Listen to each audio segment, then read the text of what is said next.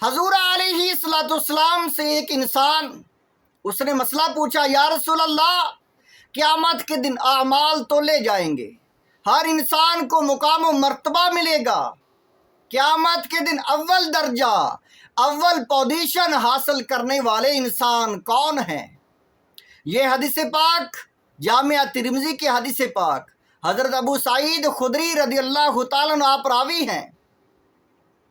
آپ فرماتے ہیں حضور علیہ الصلوۃ والسلام سے جب پوچھا گیا ای العباد افضل درجۃ عند اللہ یوم القیامہ، یا رسول اللہ قیامت کے دن اول مقام ٹاپ حاصل کرنے والے، اول پوزیشن حاصل کرنے والے انسان کون ہیں؟ تو حضور علیہ الصلوۃ والسلام آپ نے کیا خوب ارشاد فرمایا، کتنا پیارا ارشاد فرمایا۔ حضور علیہ الصلوۃ والسلام قال، آپ نے فرمایا الذاکرون اللہ کثیرا والذاکرات۔ حضور علیہ الصلوۃ والسلام آپ نے فرمایا اول مقام و مرتبہ قیامت کے دن اول پوزیشن حاصل کرنے والے وہ لوگ ہیں جو اللہ کا ذکر کرتے رہے، اللہ کا ذکر کرنے والے مرد اور اللہ کا ذکر کرنے والی عورتیں، وہ مقام و مرتبہ میں اول پوزیشن حاصل کریں گی، وہ مرد بھی اور عورتیں بھی۔ قلت یا رسول اللہ،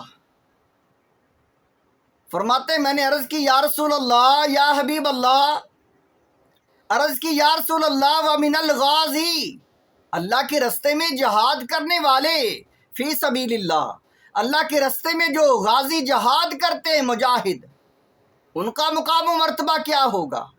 کیا ان کو یہ مقام نہیں ملے گا اول درجہ؟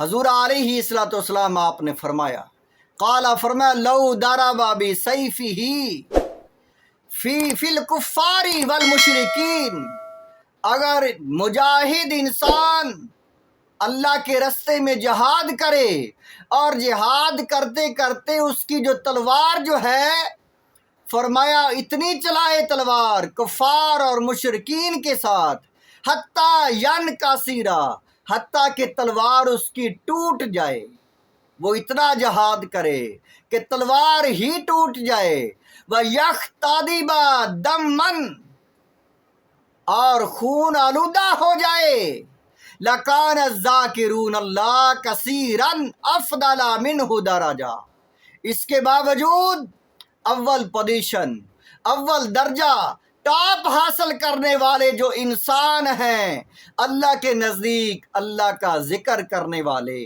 اللہ کو یاد کرنے والے مرد اور عورتیں، وہی ٹاپ حاصل کریں گے، اول درجہ حاصل کریں گے، اول پوزیشن حاصل کریں گے۔